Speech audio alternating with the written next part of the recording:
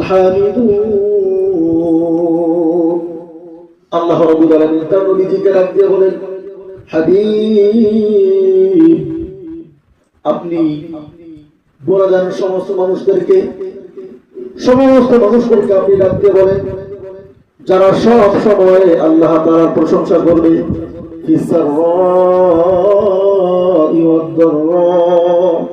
তারা সুখে দুঃখে, কষ্ট আনন্দে, যে জুলুম নির্যাতন আর নিপীড়নে, লাঞ্ছনা বঞ্চনায়, সর্বাবস্থায় শুধুমাত্র তারা আল্লাহ তাআলার প্রশংসা করবে।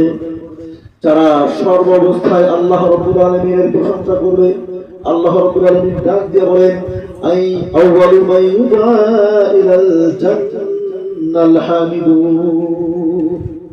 আমি কিয়ামতের ময়দানে ওই সমস্ত প্রশংসাকারী ব্যক্তিদেরকে ডেকে ডেকে জান্নাতের প্রথম কাতারের মধ্যে দাঁড় করায় দেব।